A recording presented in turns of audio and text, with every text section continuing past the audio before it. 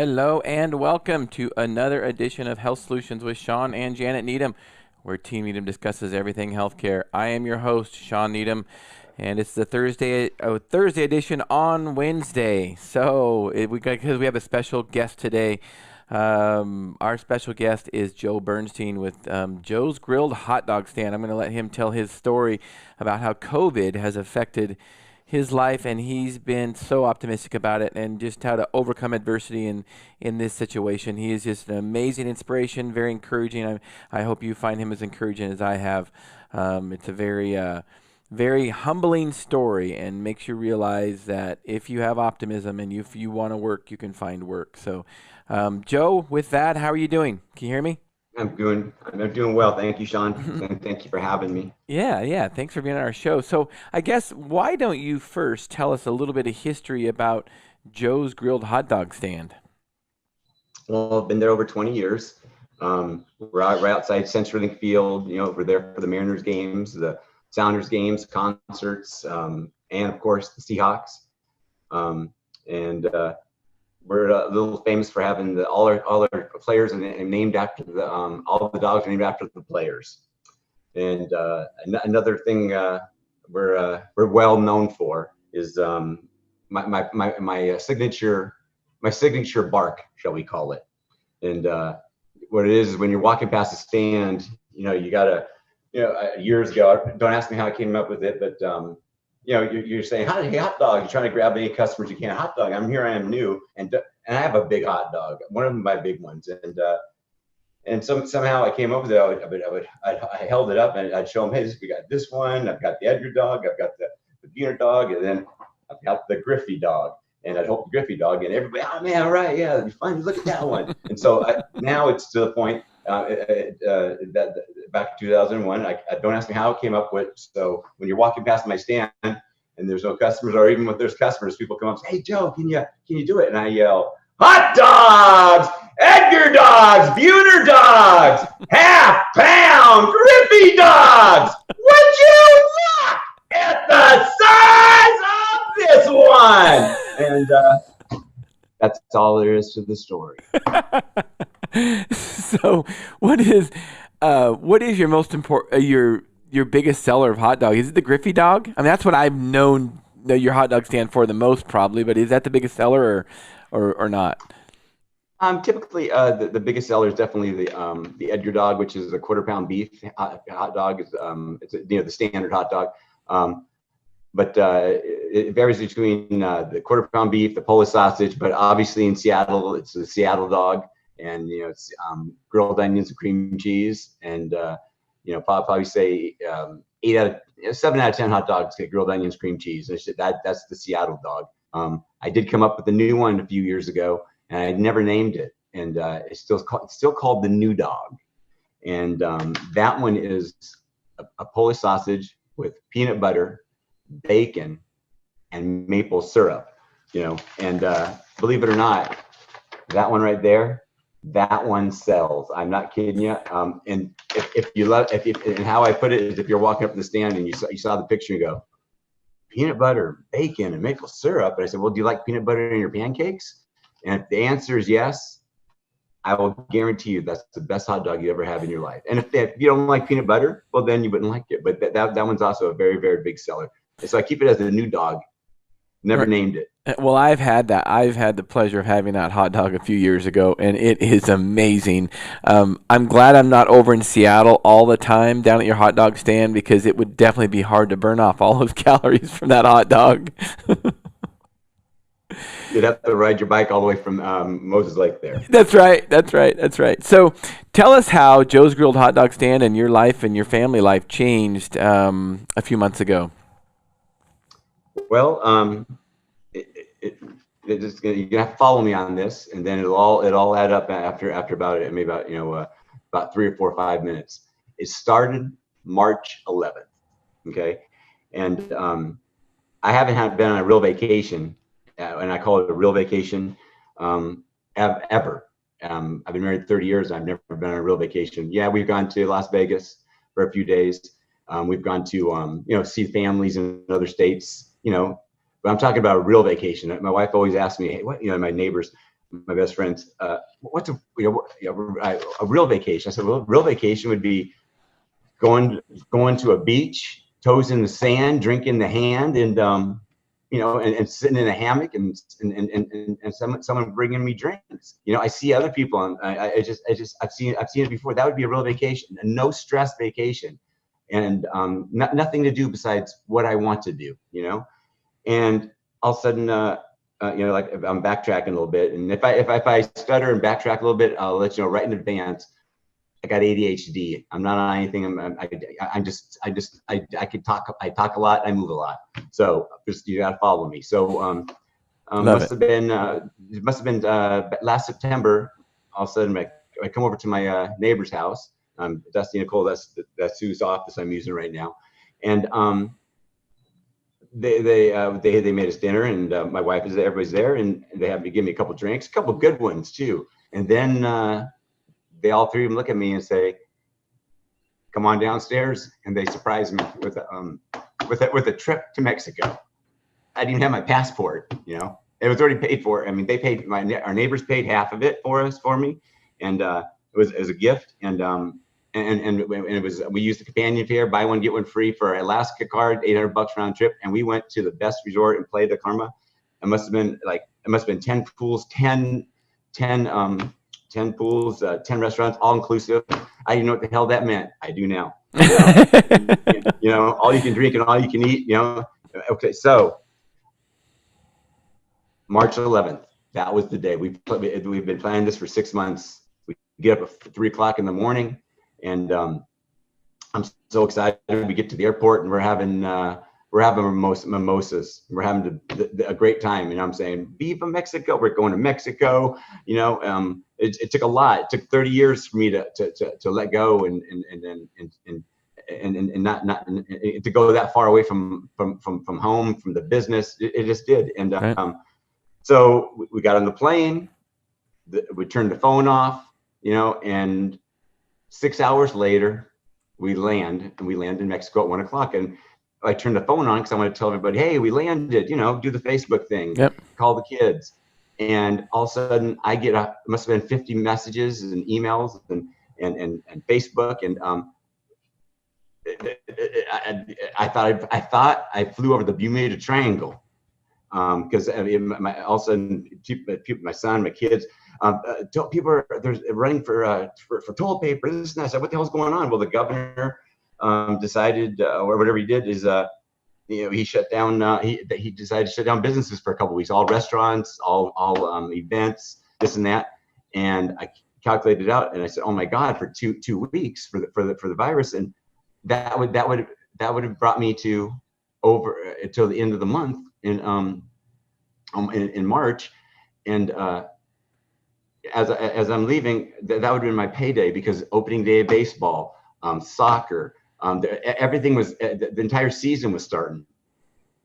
And so here I am, I'm turning it on, and I'm looking at my phone, and like, oh my God, I mean, it's like, it's almost like we got, like, it felt like it was like a nightmare. And I wanted to get right back on the plane and go home. I said, I got to go home, and I got to go home. And my wife, and what would you do if you go home? And I said, and of course it wasn't, if we weren't with our neighbors, I would have got back on the plane. Let me tell you that. If it wasn't for them, I would have got back on the plane, and I would have came straight home. What would I have done? I don't know, but I just that was my sixth sense. I needed to be home. But with that being said, we ended up going down. Went to our resort, and my friends, Dusty, Nicole, and my wife, everybody was, it was definitely concerned, but they're helping me get through it, and hey, don't worry. So I was able to get in vacation mode during the day. Oh, good, good. I sat by the pool. I went fishing. I caught a barracuda. I didn't even know that. I thought that was just a song. I thought that was just a song. I thought it was just a song.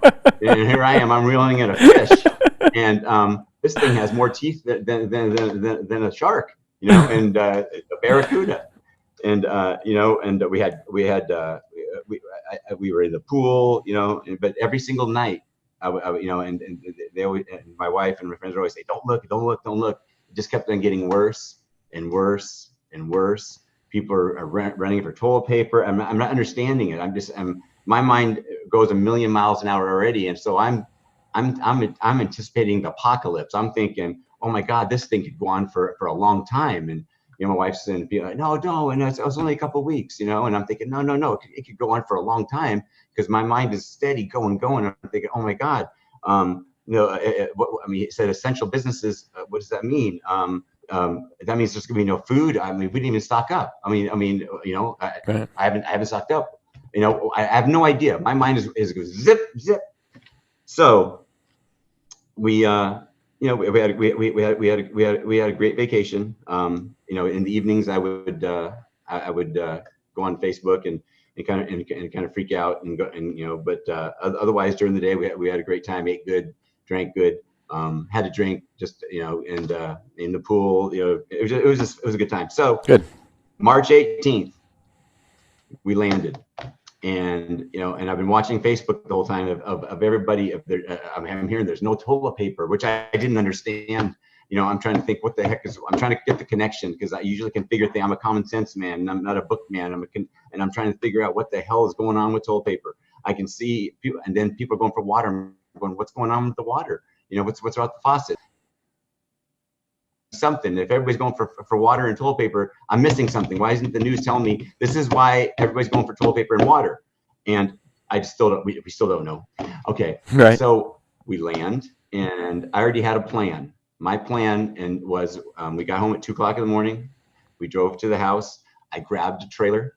I went straight up to my hot dog stand, and you know, I have the building there and everything, and went in there and I grabbed all the waters, all the sodas, all my product I had ready for the season. You know, the hot dogs, the buns, the peanuts, the Cracker Jacks, napkins, because I heard that was. I grabbed some of my bleach. I grabbed some of my gloves. Everything that they were saying was going, I had. You know, right. And so I brought everything down to my house in my garage. Cases and cases of water, cases of soda. You name it, every condiment. You know, I'm thinking this apocalypse. I mean, I need to get everything. So then, you know, the next day I sleep and I wake up, and you know what to do. Everybody's saying, hey, they're off for a couple of weeks and whatever. And so I have to stay busy. In my mind, I have to stay busy. And my daughter's pregnant at this time, and she calls me up, and her husband's you know, finishing up their remodel on their house, and she happened to get a couple more chickens, and she goes, Daddy, can you come build me a chicken coop?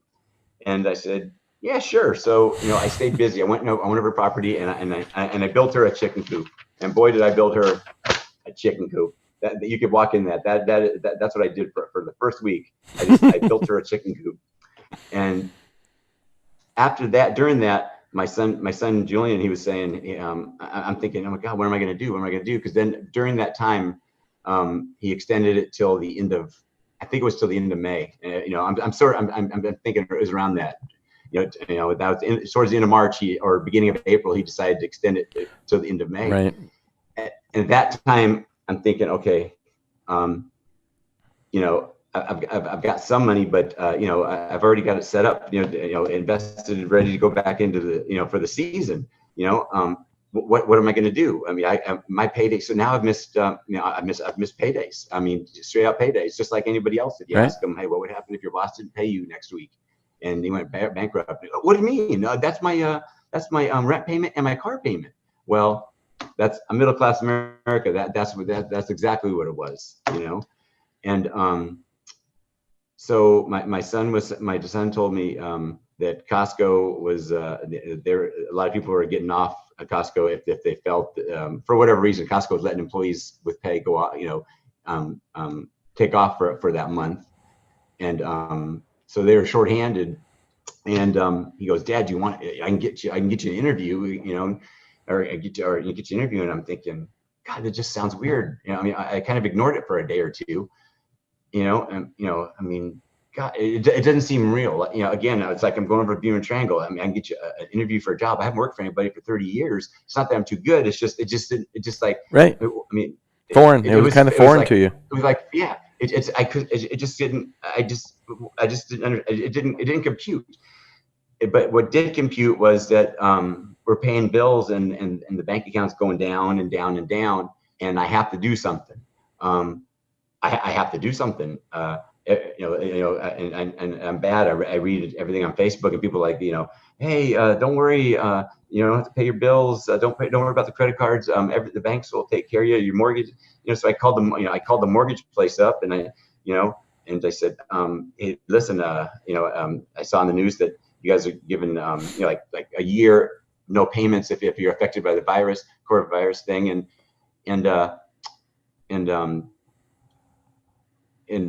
you'll put it at the end of the thing, or end of your whatever, at the end and add on the contract or whatever.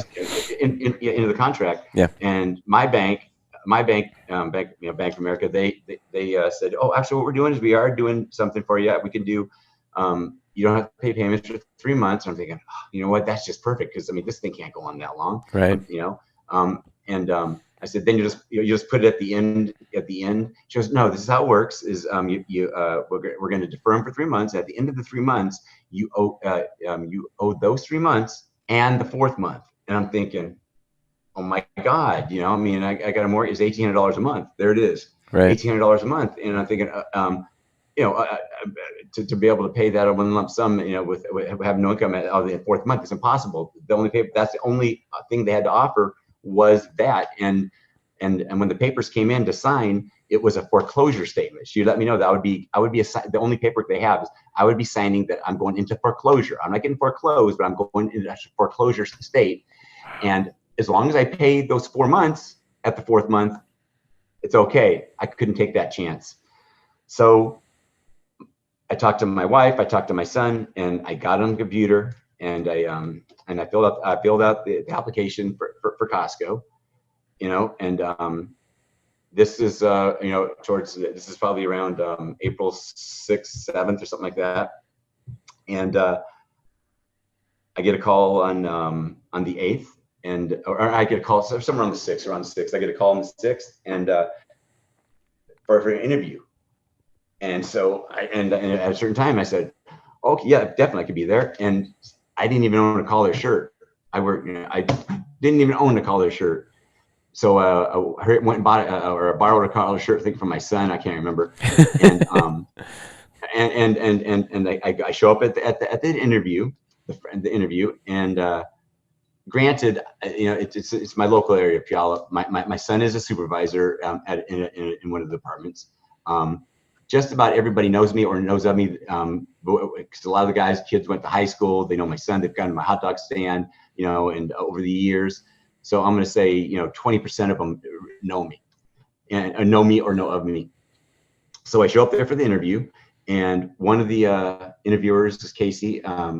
She's one of my daughter's friends from high school, and there was 2 others. There's 3 people.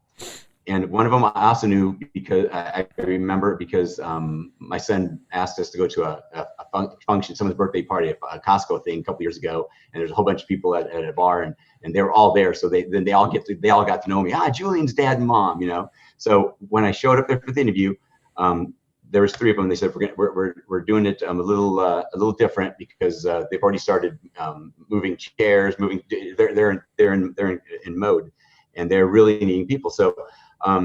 At first I started talking to him, and just what's going on, and then on personal level, and hey, how's your wife? How's it going? I say, oh yeah, the business and everything, just like I told you. So then it came down to they had to do an interview, and they go, and so I said, okay. And so one of the questions I remember, they asked me a few questions. And one of the questions was, can you give us an example of constructive criticism from a manager? And when they read it, they looked up and they go, "Can you even do that?" You know what I'm saying? Because I said, well, you know what? I got 2 scenarios for you. I got 2 answers for you on that. Yes, I can. Yes, I can. I said, one is who's my manager? I would consider my managers, some of them, like the health department is a manager of mine. He's a man, you know, Right. I have to listen to him. Any government agency is a manager of mine. So I'll give you an example. You know, the health department could be doing an inspection, and I don't have a violation because I've always got 100%. But he could give me some advice, like, hey, you know what? Maybe you could just put this over there or whatever, you know. And I said, you know, hey, that's how you guys like it. That's not a problem. I can do that, you know. When then they go to another business and say it, and the guy's like, I don't want to do that. Well, guess what? They're going to get written up. Right. I said, so that's how I take constructive criticism. Now, if you really need constructive criticism, an example of constructive criticism from a manager, we're going to have to go back to 1984. My first job, Burger King. First day I walked in, you punch on, and I still remember the manager's name. Her name was Evelyn. She was very nice. And why I remember her is because throughout the years now, I've seen her a couple times. I saw her one time, I must have been 20 years later. She was a manager of a Taco Bell, and all of a sudden I drive through the drive-thru and I go, Evelyn. She goes, Joe Bernstein, you know, and she still remembers me from when I was 16 years old, you know. And but so the first day I walked into Burger King, you know, she told me, hey, Joe, I need you to go to the back and mop. And so this is what I had to do. I mean, I can't describe it to you, so I have to stand up. You know, I stand up and I go, you know, and I'm mopping. And all of a sudden she comes back and goes, what are you doing? Give me that mop. Let me. She had a mop, and I'm thinking, I'm 16. I'm thinking, what the hell is she talking about? Show me how to mop in my head. Right. And she shows me. She goes, look, you wring it out, and then you swab the deck. Swab the deck. She was right. I was taught how to mop, and to this day, right to this day. If I ever teach anybody, see somebody mopping, I teach them that's how you mop. You gotta swab the deck.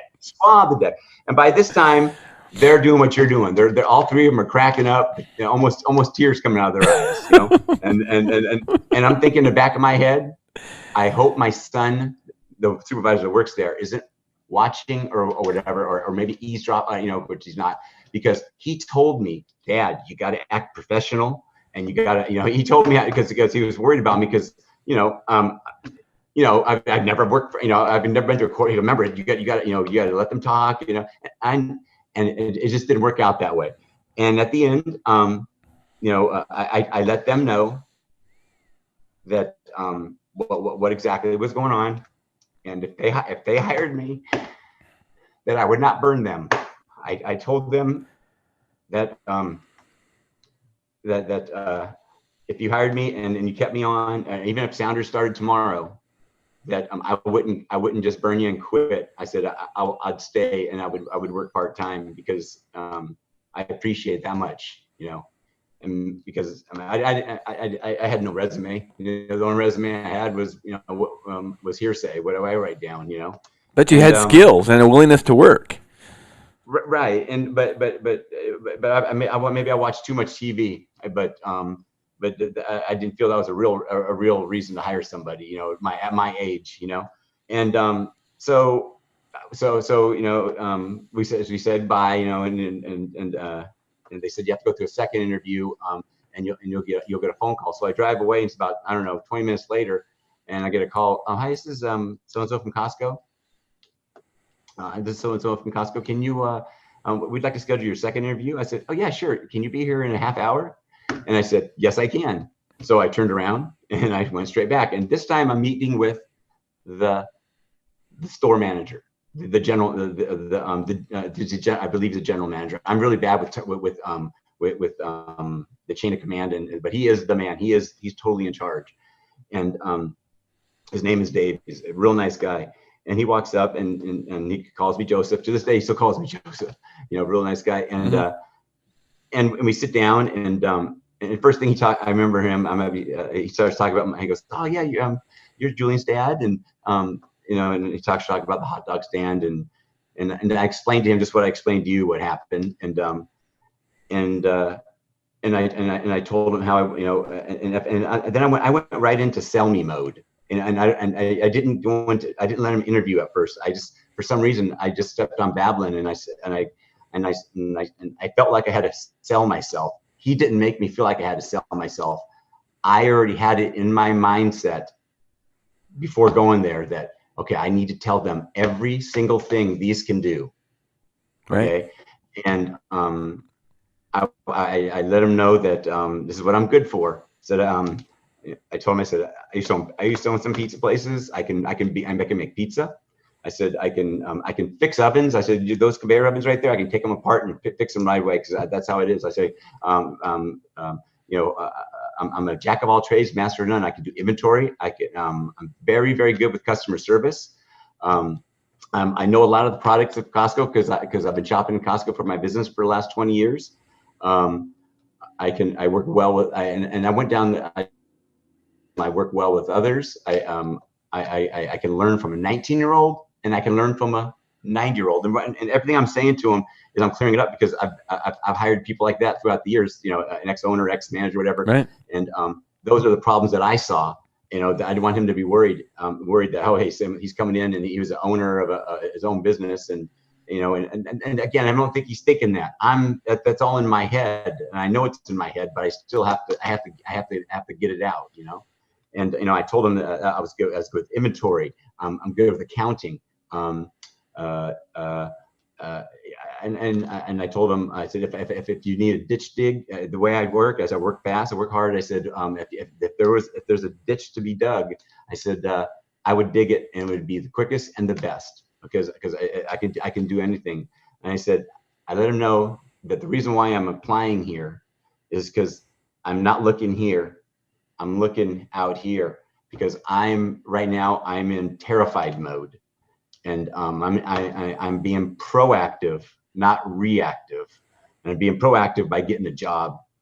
And I told him, I said, I could have got a job somewhere else. There's a couple other places. I wasn't putting him up against the wall, but there was some other places that could start off at $20, $25 an hour.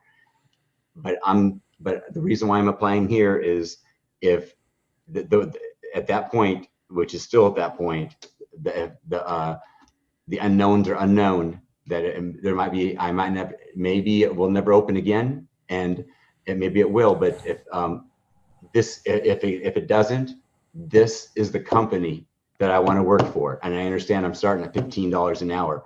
So this is the reason. And I told him, I said, wow, I don't want you, and I don't want you hiring me just because my son Julian works there.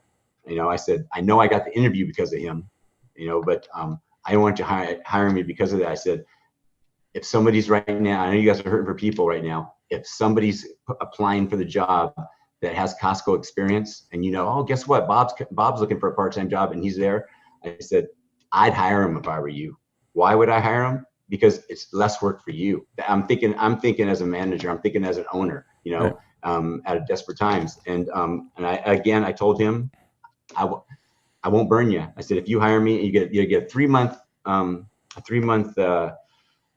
probationary period. And I said, at the end of 3 months, if I'm worthy enough for you to keep me on as a permanent part-time employee, I said, I will stay with Costco the rest of my life, because that's how much I appreciate you if you consider if you give me a job.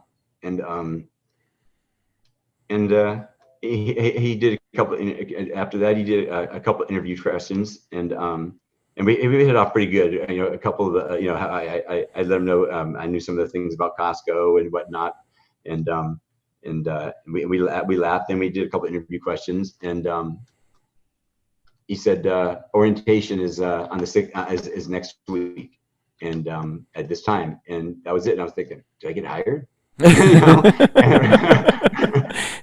And so I leave, and everybody's, and every time I walk into Costco, it's always, even when I'm, before I was hired, and I shop, it's like, hey, Julian's dad. I'm always been Julian's dad to all the employees there. Hey, Julian's dad. I guess I stick out, Julian's dad. And as I'm walking out, all the membership ladies and stuff, hey, Julian's dad, hey, Julian, And so I called my son. I said, yeah, I'm not sure if I got hired. He told me there's orientation on the 16th. And he goes, well, then you got hired. I said, oh, okay. And so I get a call and on the 7th or 8th, and she goes, "We have orientation on the 9th. Is that okay?" I said, "Oh yeah, definitely." And I show up there on the 9th, and she goes, "If you could come dressed to be able to work too." I'm thinking, okay. So I show up there. They give me an hour-long orientation, paperwork and stuff. And the general manager, Dave, he takes me personally around and shows me the gist of Costco and walks. And he's a hands-on manager. I would say he's just like me. He's out there picking up trash to helping customers. I don't think I've never seen him in the office. And shows me around Costco, and before you know it, here I am. I'm working at Costco. They have me in the front end, and I'm doing I'm bad with terminology, boxing, bagging up the person's the customer's groceries. Yeah. And I remember I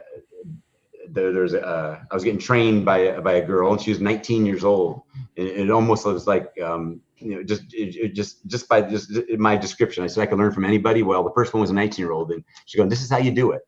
She showed me how to box. Because I mean, you really think it's simple. It is simple, but you still got to learn how to do it. Yeah. Sure. There's around, there's ways, there's policies, this and that.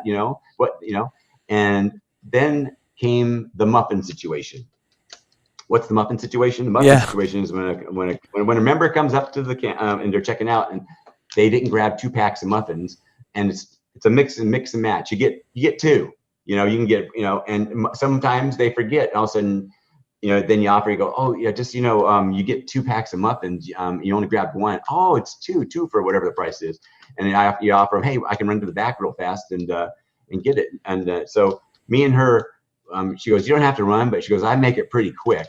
And so we did a little trot and went, and grabbed muffins, came back, and that was my first day. And before I left that night, he gave me a schedule. Dave gave me a schedule, and he says, "Hey, is it okay if you come in not tomorrow 11 o'clock, but tomorrow night at 9 o'clock at night and work overnight and help build sneeze guards?" And right off the bat, he entrusted me to do something like that, and so I helped build the sneeze guards for the front end that night, and so then the next day I was off. The next day I started doing the front end stuff. I had to push carts on like on my fifth or sixth day, and it's funny thing is it's like I'm gonna push carts, and it wasn't embarrassing. It was more like, oh my God, this is real. You know what I'm saying? I mean, I told people I'd dig a ditch. Well, and well, I'm not saying it's digging ditching, but I'm 52-year-old man. That's gonna be my job, pushing carts. But what's interesting about Costco is everybody does everything. That's what I forgot to mention. Everybody can do everything. But so I go out there to push carts, and so I'm thinking, okay.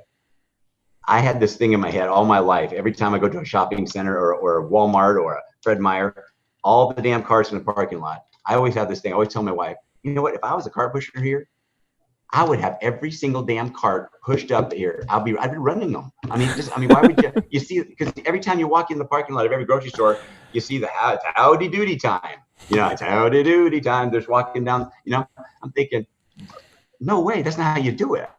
Because I am a fast guy anyway. I have to everything has to be fast. I have to run fast. I have to do things fast. And so I go out there and they show me how to push carts. You got this rope you tie around them, and and so I didn't know anything else. I ran. I mean, I couldn't just walk to the corral to get them. I ran to the corralled 15 of them up and get ready, get set, and I run them back, and I just steady run.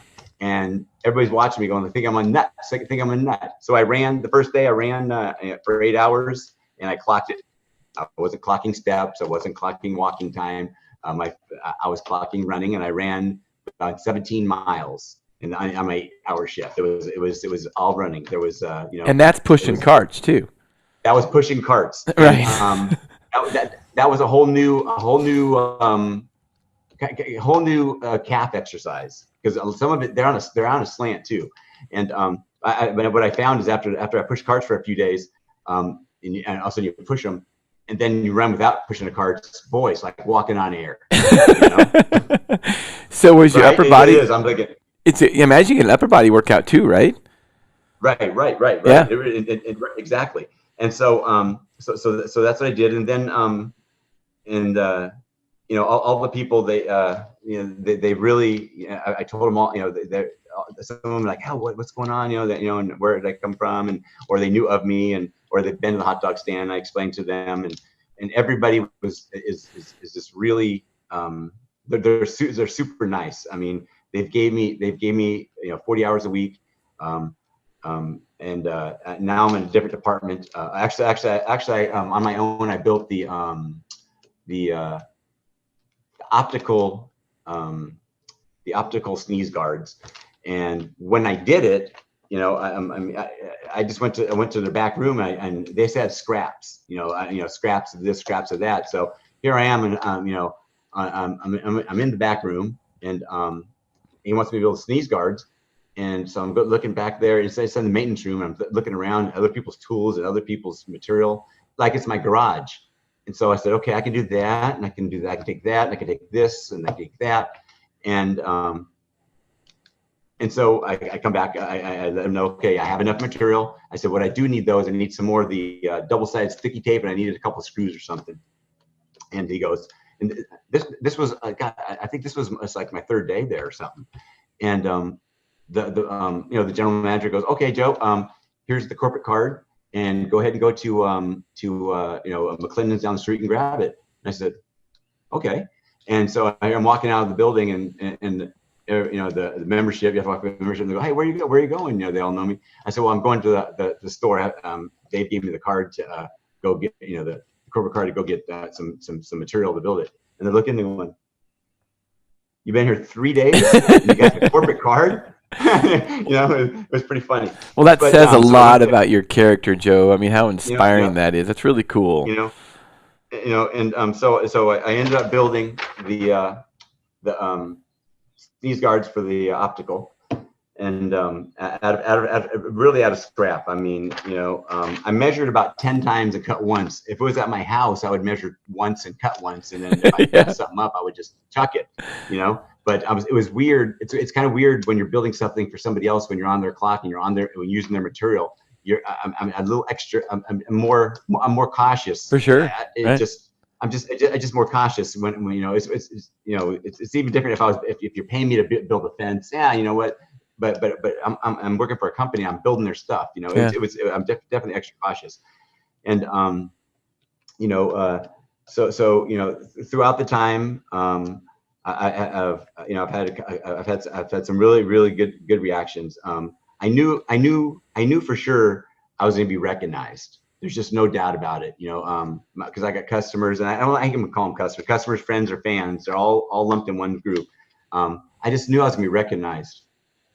And all of a sudden one day I'm boxing, must have been a couple of weeks into it. I'm boxing up groceries, and got a guy, there's some guy maybe two or three lanes down getting his stuff, and he jumps up and he runs out in the middle of the aisle and goes, hot dog!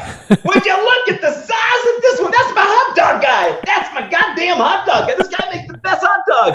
Would you And before you know it, there's other people going, look at the size of this one. And there's other people that recognize me.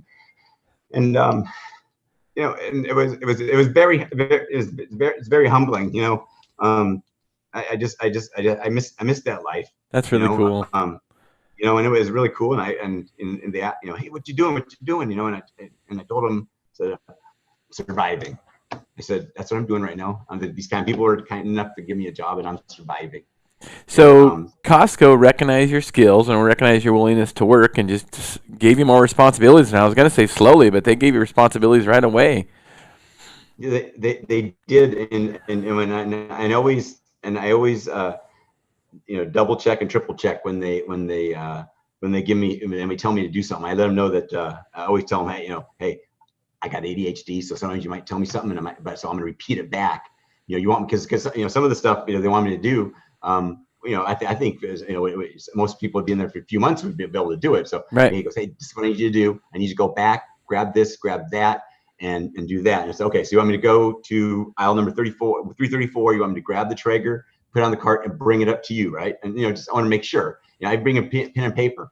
The weird thing about working at Costco, and the only bad thing, there's one bad thing, is they make you take breaks. And you're not used to that. In your hot dog stand, you probably never have a break. I've never took a break. I've never took a break. So because what do you do on a break? I don't know. I don't smoke. I don't. I mean,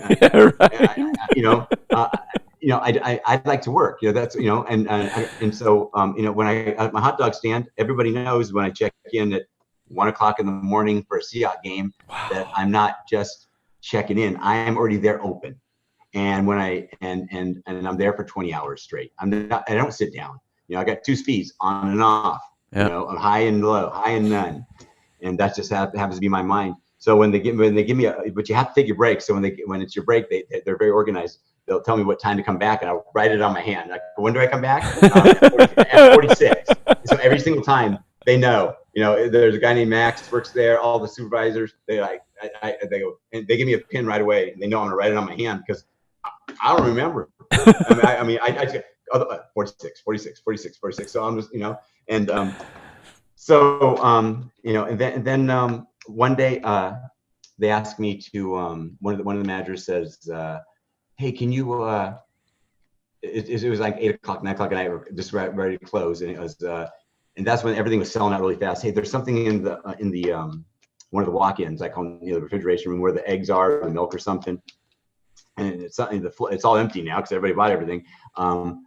Something needs fixed or cleaned, and he was a real nice guy that told me to do it. But he goes, I'm unclear, because it's not my department. But he goes, I'm unclear what they wanted done. He goes, and he looks at me, and I looked at him, and he goes, you can figure it out, right, Joe? I said, don't worry about it. Whatever's wrong in that walk-in, I'll figure it out. Whatever needs cleaned, I'll figure it out. He goes, oh, thanks, And they really do put trust in me. And, that's cool. That's really cool. So I go in the walk-in, yep. And I clean it, and so I don't know what their expectations are, exactly. So I go in there and I noticed, there must have been a spillage of eggs a little bit, not a big deal. But so I cleaned up the floor. Then I looked around and I treated it as my own. I'm looking, and it was a clean place. But then I'm looking at the bars on the on the racks on the floor and stuff. So shit, I went and got the shop vac.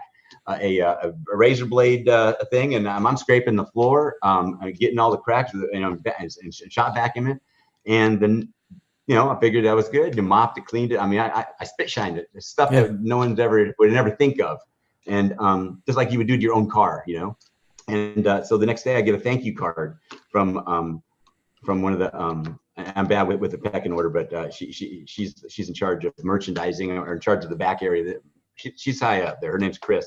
I get a thank you card from Chris, and everybody goes, "Oh, I got a thank you card." And I open it up, and and I've never worked for a corporation before. You get a thank you card, you get you get stuff like that, because the only person, I never get pats on the back. I get pats on my back do come from my customers, and I appreciate it, But this is a whole different thing. Or pats come back from my wife, but this is a whole different thing when here I am, I'm an employee, like I was 16 again.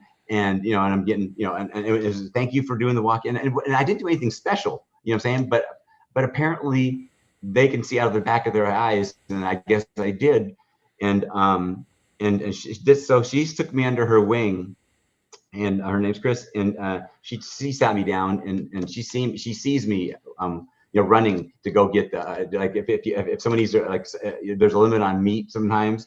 And all of a sudden, people come with meat, and all of a sudden, there's something that has to go back in the back in the refrigeration that someone's not going to buy. I run it, and hey, you gotta take it back, okay? And I run back, but I'll be back in 40 seconds, and I'm not running like a madman. Like I said, I run through the aisles, and I look left, look right, look left. I stop at the intersection just like I'm running down the street. I look right, look left, look right, and boom. And people probably think I'm a nutcase, But everybody's definitely got used to it now. Everybody's got used to it now. And it the only and so that's the gist of it. When it came to what was I going to do for I wrote but by that time I'm a couple weeks into it, and it was weird because I was like I feel like I should tell everybody what I'm doing, what I'm doing, because I don't know, it just, tell my customers /fans/friends/family on Facebook, hey, this is what I'm up to. So it's not a surprise that, hey, Joe's got a job, or Right. I'm not giving up, but I have to get a job. So I wrote something on. I just wrote okay, so here's what I've been up to for the last whatever a month of since has happened, and I just explained to you, everything that everything that I just explained to you. I wrote down on Facebook, and I told them one of the highlights was one of the things is as opening day of baseball. One of my very good customers, I put down, because everybody's mentioning it was opening day of baseball on Facebook.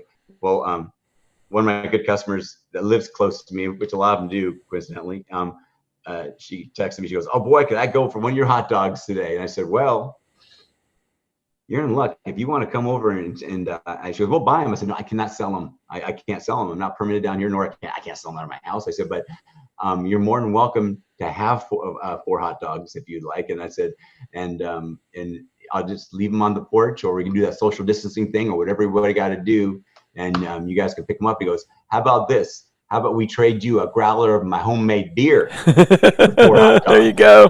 So on opening day of baseball, they came to my hot dog stand. To my house. And I had 4 hot dogs right off my backyard barbecue in a bag. Everything, because I already had everything there. In aluminum foil, just like they would pick it up. I threw a bag of peanuts in and a bag of Cracker Jacks, and then I gave them one of my. I ran out. They pulled up, and I ran out and put it on his car, and he gave me the growler of beer, and that was my opening day of baseball. And that was so cool. I came in the house and I cried. Wow. And I cried. As I do just about every single night. I go home and and when I'm busy, it's okay. But when I get home, I don't know what's going on. But life has changed so much. And first of all, I'd like to say is that everybody has a story, and everybody's story is just as important as mine. Whatever's happened to them, maybe they still have their job, but their brother doesn't, or Right. someone's got sick, or they can't see their grandkids. So everybody's story is really just important as mine. It's just so I don't want anyone thinking that I think I'm a special guy. I'm just not. I don't think my stories anymore. I put my story out there just because I want everybody to know what I was doing. I want all my friends to know exactly what I was doing. Right. Just so they don't accidentally run into me at Costco and say, "Hey, you look like a hot dog guy," And I get that. I get that a lot. I'd probably say once or twice or 5 times a day. People walking up, "Hey," even with my mask on, "Hey, Joe, my hot dog guy." And people at Costco like, "Are you famous or what?" I just got a lot of customers, and a lot of good customers, And I told them about that. Then I told them about my interviews, and So did you qualify for unemployment at all? The unemployment program thing, Joe, at all? To tell you the truth, I don't even know how to do that. I don't know. I don't know jack. I know how to make hot dogs. I know how to run business. I know how to. I got an accountant. I don't know how to do that. You just decided to go to work. Because I don't know anything about it. So yeah, I told everybody is I'm being proactive, not reactive. And proactive was, hey, I got to jump into it. And again, at $15 an hour, I managed to make it enough to pay my mortgage in 2 weeks. I worked a lot. And according to them, I worked a lot. According to to real life in my world, 50 hours in a week is maybe 4 days. Right. Go 13 days. I can go 13, 14, 15, 18 days in a row on a Mariners homestand, not counting there's a double game and a Sounders game and a Justin Bieber concert and a Supercross in between, you know, and before you know it, I'm not coming home for 3 days. And people are like, oh, wow, where'd you sleep? I didn't sleep. I didn't, what, I'm going to sleep in my car? No, I just stayed open. And who buys hot dogs? They buy them. There's people that buy them, you know? And so you know, so I told him that story. When it comes to the unemployment, listen, I don't know how to do it. I looked it up. I don't understand it. I don't have a boss to show. I don't have nobody. I have no idea how to do that. So, but the people did send me advice. Yeah, a lot of people reached out. I mean, they're like, you know, oh my God, first thing I thought of was you, and that's weird. I mean, not weird, but I feel bad that's the first thing I thought of me because there's so much other stuff going on in the world. I don't like. I mean, I'm not one of those guys that need attention. It looks like I'm not an embarrassed person, but I'm actually a very, very, very shy person to myself. Nobody knows, you know, and some people probably wouldn't even believe it, but it has to do with my ADHD. I mean, I'm you know, if I do something good for somebody, I'm not one to put on, hey, guess what I just did? You know, I helped feed the homeless today, or we bought gloves and we hand out stuff to the house. I don't put that on Facebook. I just don't need that. But so people reached out to me, and first thing they did, you know, I'm backtracking a little bit, is they sent me this, you know, and that was for the city of Seattle. She says, she came on the news that, hey, we're giving $10,000 to businesses affected by coronavirus. Oh my God. I said, that would really help me out. And I said, boy, will that help me out. So I filled it out, and you know, according to everybody on Facebook and in the world, you know, everybody's in the same boat. You don't got to pay your bills if you don't have money. It's all understandable. Which again, it doesn't click in my head. It's not the way it works. Still isn't, and it's not understandable. And it's not the way it works. But so I looked at that thing and I filled it out, and I figured, hey, boy, I don't know. I've never been through anything. It's going to be automatic. I'm going to get $10,000. Might help me pay my rent, you know, for a couple of months. Because now I'm looking out. I'm thinking, you know, I'm thinking by this time I'm thinking, you know, this thing could go on through the end of through June or July. I don't know. And most people, oh no, it'll be over by then. But remember, I've already not paid April and May of my rent. My landlord is very nice, and he says, I said, you know, everything was, I was kind of, I don't owe anything. I own my business. I just owe, you know, I rent the building, you know. And he goes, Joe, don't worry. You don't have to worry about it. We'll go ahead and we'll figure it out once you get open. He goes, I got other, you know, he's got 2 million square feet of property to manage. He goes, there's other people that I said, you know, I really didn't, I didn't count on getting it. I didn't think I was getting it. But there's a lot of people that think they are. They still think they are. Right. And it's false hope in a lot of ways. I said, I didn't need your money to start my business, and I don't need your money to save my business. Apparently, I said, but you probably knew that because I'm a small businessman. Small. I take nothing to make something. That's what small business people do. They can take nothing. They take nothing to build it, you know. And I'm not a big business, you know. I'm a small business, and then that's what I'll do. Fast forward to to the banks. You know, I would for the small business loan. I don't understand how it works. People tell me, and I'm not. Look, I'm good at what I do. I don't know anything about it. So I get a hold of my my bank. Oh yeah, we're giving loans out there. That loan. Last thing I do, I don't want to go in debt. I don't want to go in debt. Right. You know, I'm already in debt when I would not knowing, you know. And she goes, oh no, what's going to happen eventually is it'll be paid for by the government, but it was through the drive-through because you can't go in, you got to make an appointment. And I said, okay, well, can I get the paperwork? And oh yeah, we'll email it to you. We never got. 2 weeks later, I never got it. I called them back and, oh, I'm so sorry, we're not taking more applications because we got so many. We got 5,000. We only got one person to go. I said, what do you mean? I was the first one to ask. Why didn't I get the application? And at that point, I was like, Jesus, what am I going to do? About my, bills are starting to pile up. I got 3 sets of bills. I got deferred bills I have to pay, and bills I want to pay. you know, and, you Yeah. know, and it's, you know, and it just, I mean, I got I got the same bills as everybody else has got, you know, and So so what didn't the Seattle Sounders do something for you? Is that correct? so all of a sudden I get a text from a couple of my customers, a couple of my good oh wait, let's backtrack a little bit. And I told you I'd backtrack. I flip flop every once in a Right. while. Around the time just before I started Costco, I got a call from my friend Joe Hamill, and he's a good customer of mine, good friend over the last 20 years. And he goes, "Hey, I got something for you." I said, "What's that?" And he's a make it happen guy. He goes, "I got a friend." He goes, "You'd know him." He goes, "You're not gonna know his name, but you'd know him if you saw him." He goes, "He's a customer of yours. We go to the Sounder games together."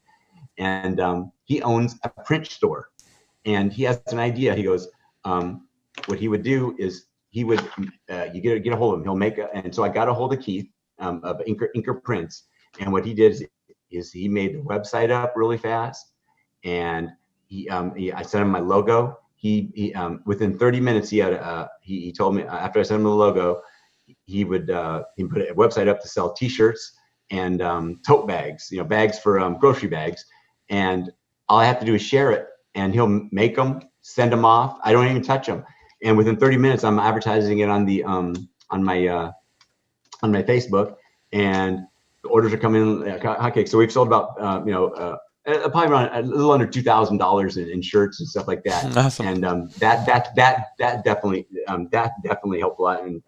And we got other things in works to do, and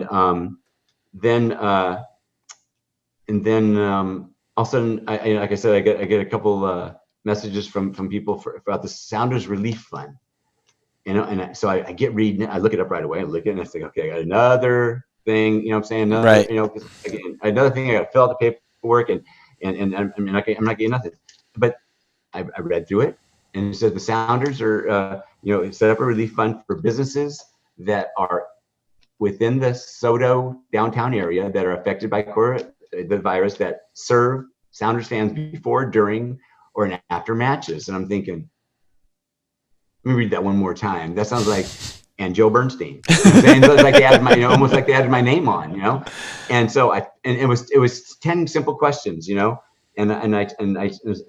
so I told him, all I'm asking for is I didn't ask for any welfare or anything for personal. What I'm asking for, is I need to pay my rent, my insurance, my business insurance, my accountant, and my health permit that was due. And and I put that in there, and then a couple 2-3 weeks go by, and maybe 2 weeks. I look up in my email, and they sent out a check. I got $5,000, and I called my landlord up, and from work, and I said, "You're not gonna believe it." I said, "I'm busting my butt." I said, the Sounders are paying my rent." And I said, they gave me $5,000. And I said, to pay my health permit and this and that. And I said, and I'll be able to catch up the rent. I'm gonna send you the money as soon as I can put it in the checkbook. And he goes, "Joe," he goes, if you need some of that money to pay some of your personal bills, you can. And I said, no. I said, that's for that. I kidded. I said, as much as I need it, I said, I'm not going to borrow from Peter to pay Paul. Right. I said, and so I gave him I sent him the money, and then so I wrote a thank you thing on my Facebook. I said, make a long story short, I said, good with all the bad news on Facebook. I said, good news. And I explained to everybody how the Sounders, saved my business and paid my rent. And the very next day, I get a call from the vice president of the Sounders on my cell phone, and he just touched base with me and said he wanted to let me know that, and if I'm not mistaken, this is what he said, is the reason why they set this relief fund up was the owner of the Sounders. He was driving. It was like a week after this all happened, or 2 weeks after it happened. He's driving, down to the stadium, and he's driving down Occidental, and he's looking, and everything's boarded up. There's nothing there. It's a ghost town. And what came to his mind when he passed my stand was, that damn guy yelling, would you look at the size of this one? You know, and he sees, right, and he sees that he sees that a lot of the businesses are going out of business and whatnot, and they decided to set up a relief fund to, and how I put it was, I still can't, I put it in layman's terms, they care enough about their customers, which is the sounder stands, to help to understand that businesses like mine and outside the stadium, the bars, this and that, are part of the fan experience. Absolutely. And I still can't believe that they would pay a direct competitor business, keep it open just for their fans. What is that saying for that organization? You know, when they would come up with something to keep me open, when they could just, hey, I could just go out of business, and guess what? That's that many more hot dogs they'll get. That's that many more waters. And so I'm 50 feet from the front door. I mean, I yell, and that goes inside the stadium, you know? And he asked me if I could, he was interested because one of the for a little PR, it was no problem. I said, to go, Seattle Times wanted to interview me. So I did a little, and all of a sudden I did an interview with the Seattle Times about almost what I told you, and about the Seattle Sounders, relief fund. And lo and behold, I'm looking for someone to say, hey, you're in the paper, I'm looking, and I'm thinking, where? I'm looking local. No, there's no sports. I'm on the front page of the sports section. That's how desperate. I'm joking, but here I am, Joe Bernstein's on the front page of the sports section. Awesome. Seattle Times. How the heck does that happen? Right? And right. So and then the next day, one of the employees from the Sounders calls up, and he's from the PR department, I think, or something like that. And he asked if he could do an interview with me, and I'm on my way to work. And I'm saying, yeah, I can. I said, but I don't want to sound like a butthole. But I said, I'm driving. I got about 10 minutes for you. I said, but I can call you back tomorrow. And so I started chit-chatting with him and telling him about it. He's asked me questions about my customers and whatnot. And I go, you know what? It's got. He goes, what way? He goes, what? I forgot the question was, like, what makes your hot dog stand so special? Because about your customers, stuff like that. I said, well, I said, you just have to go down there. I said, it's more than a hot dog stand. I said, I know them all. When they walk up, I know them. I said, I never talk about hot dogs with them. That's funny. They walk up and I talk about, each individual. Hey, how's your daughter? Or hey, they're asking me how my daughter is. Or I'm saying, hey, well, how's work? I said, you still working overtime? I mean, everything about their personal lives. And plus I have them on my Facebook.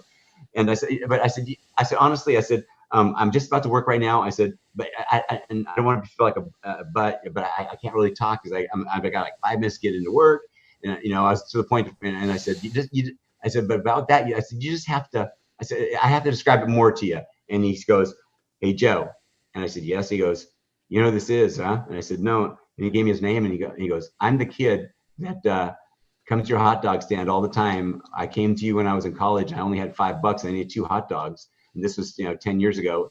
And now, and then I remember you being so proud of me when I got my job at the Sounders. I said, son of a bitch. I said, are you serious? He goes, yeah. I said, why did you? I said, I know him so good. I said, why are you interviewing me? I said, you can write your own story. And I said, let me guess. I said, I need to ask you a question. I said, I'm going to make myself almost late. I need one question. I said, am I the same person that when you're interviewing me just now, when I didn't know it was you as walking up the stand, or am I a different person? And I said, and he goes, you are the exact same person. I said, aren't you glad? I said, I am a true person. I said, aren't you glad that all of a sudden you're interviewing me? And I was like, some cocky butthole, and like, man, Joe just puts on a show by being nice to me at the hot dog stand. And he goes, nope, you're the exact same. And so he wrote an article and put on Sounders FC thing, and that was he wrote it from his heart how he met me. And that's really cool. That was pretty neat. That was definitely pretty neat. All right, we got to start wrapping up, Joe. I got a couple more questions for you. We got to make them quick. Tell me about how Michelle Murphy changed your life. She really wanted to make sure that I asked you that. What I need to do is I need to backtrack. Okay. So this is March 19th. March 19th, I had, my wife I move so fast that I make my wife nervous. Sometimes I move fast, I make everybody nervous, but I had a game plan, okay? And I had no money coming in, and so I had all the bills paid up through into March, and so I had to call my doctor, and I said, listen, and she's a special doctor. She doesn't take insurance. It's what's that called? It's called you pay. Concierge, direct primary care, concierge practice. We're talking about peak performance and prevention with Michelle Murphy. And she is my lifesaver. She has kept me healthy through for the last, I don't know, 7-10 years. I don't know, and my wife. And I had to cut off everything. I had to cut off the TV. I called her up and I said, my wife called her up and said, hey, we can't pay anymore. We have no money. We can't do it. And she says, Joe, don't worry about it. Or she told me, don't worry about it. And she stocked us up on all her prescriptions. She went out of her way to text my wife and say, how's Joe? And because she knows that my mind is just zipping. And she still checks up on us and make sure we're okay. She just cares that much. That's awesome. I love it. I tell everybody about her. In fact, today I told somebody about her. Someone was asking, it was at Costco. Somebody there's a person that goes around that's she's for making sure you're okay. Physical therapist. They have a physical therapist goes from store to store and just walks up and talks to you. And she remembers she met me the first day I worked there, and she was talking to me, and I said, I told her, I said, yeah, I said, I go to a special doctor. I said, I take my vitamin D every single day. I take fish oil every day, and I do take testosterone. And I said, it's not just, and I always tell people, it wasn't for a sex problem. And then everybody laughs. I said, but what it does is, she goes, I know exactly what it does. I said, what it does is it's not just for recovery. I said, but it's also, it's also for your skin. It has to do with, like I always describe it because my wife can describe it. Michelle can describe it a lot better. Like elbows connected to the, to the shoulder bone. Well, everything's connected to one thing. And testosterone. I said, I have not. Again, I'm not saying I can't get sick, but I haven't been sick since I've been with Michelle. She's awesome. She's awesome, and testosterone's good for your bones, for your heart, for your mind. It's amazing. So cool. Thanks for sharing that. That's the last question I have, Joe. Is so what's the future of Joe's hot dog stand? Is the NFL going to start with fans this fall, or is baseball going to start? What's going on? Right now, I know as much as you do. I do have a few friends that I ask questions to, and according to football, they're going to have it, whether it's 20,000, 30,000, or 50,000 fans, they're going to have it. But again, nothing's nothing's for sure. Right now I'm just focusing on whatever I got to do. Mowing lawns to work in Costco to pressure washing driveways, whatever odd end jobs I can get. Because that's what I know what to do. I can't sit still. I just got to work. I've had so many people reach out to me that I thank them all. I mean, people, customers, friends that they just reach out. Hey, how are you? And I tell them the truth. Not for pity, but I just tell them the truth. And I didn't mean to be an inspiration or get any attention. I just told them my damn story, Yeah. And and I just told them my story, and that's it. It's just one man's story, how to survive, whatever it takes. That's right. Whatever. Yeah, and one inspiring story. You're really encouragement, Joe. I'm hoping with this podcast that people that listen to it can just be inspired by you, because we're all in the same boat. There's a lot of unknowns, and I think what we really, really have to do is just be optimistic. So I'm hoping that with this podcast, people can look at your story and your story is probably because of your hot dog stand is affected by thousands. You need thousands of people to support you. It's not like you can open up with 10 people. You can't do that. So you're going to be long into this phase before anybody else is. And you're staying optimistic and just willing to work, and I appreciate it. Yeah, for sure. Yeah, for You know, sure. again, just like I promised Costco, I am for every person I am going to pay this forward. You know, when I'm back on my feet, you know, every bit of help that I've ever gotten is going to go. I'm going to pay it forward, and I pay it forward in different ways. You know, I'll just pick somebody and pay it forward. Yeah. You know, and because now I owe people. Oh no, you don't owe. You don't owe. No, that's not how it works. I have to be. I'm the guy that you buy me a drink, I buy you a drink, and then you buy me a drink, then I'm gonna buy you another drink. I'll buy you another drink. You know, I have to be the guy that I have to be the last one. You know what I'm saying? I just can't, you know, it can't be even. It's just the way it works. And I gotta make sure that I top this. And I will, by helping other people out. Definitely you're definitely selfless, Joe. I really appreciate it. The world needs more people like you. So that winds up our podcast. Thank you for being on, Joe. I really appreciate it. And we will talk to you later. Thank you very much. Bye-bye. Bye-bye.